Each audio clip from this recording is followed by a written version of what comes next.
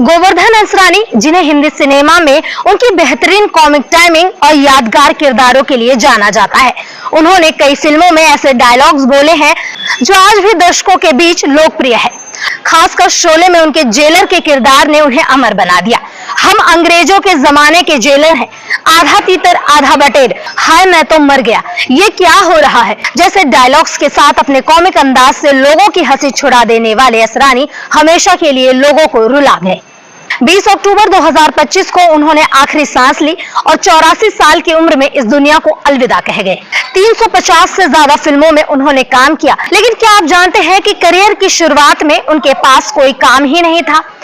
FTII से training और certificate भी उन्हें काम नहीं दिला पा रहा था, लेकिन 2 साल खाली रहने के बाद जब इंदिरा गांधी से मिले तो किस्मत बदल गई। हिंदी सिनेमा के बेबाक सितारों की जब जब बात हुई है तब तब निराले मुस्कान बिखेरने वाले गोवर्धन असरानी का जिक्र हुआ है। 350 से ज्यादा फिल्मों में काम करने वाले असरानी 84 साल की उम्र में भी फिल्मों में एक्टिव रहे। एक हफ्ते पहले अक्षय कुमार के साथ उन्होंने शूटिंग की और अचानक से उनकी तबीयत खराब हो गई, उनके फेफड़ों में पानी भर गया था। क्या आप जानते हैं कि 350 से ज्यादा फिल्मों में अपनी एक्टिंग से लोगों को दंग करने वाले असरानी कभी फिल्म मेकर्स के दुत्कार सहे थे। असरानी का जन्म 1 जनवरी 1941 को जयपुर में हुआ था। एक्टिंग में उनकी रुचि उन्हें पुणे के film and television institute of India तक ले गई।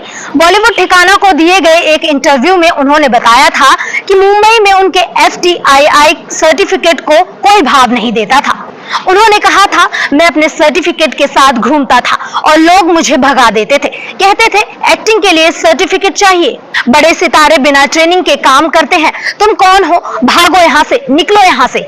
निराश होकर वह जयपुर लौट गए तो उनके माता पिता ने उन्हें पारिवारिक कारपेट व्यवसाय में शामिल होने के लिए कहा, लेकिन एक्टिंग का जुनून उन्हें वापस खींच लाया। उन्होंने FTII में फिर से आवेदन किया और इसके पहले बैच का हिस्सा बने। फिर भी ग्रेजुएट होने के बाद 2 साल तक उन्हें कोई काम नहीं मिला।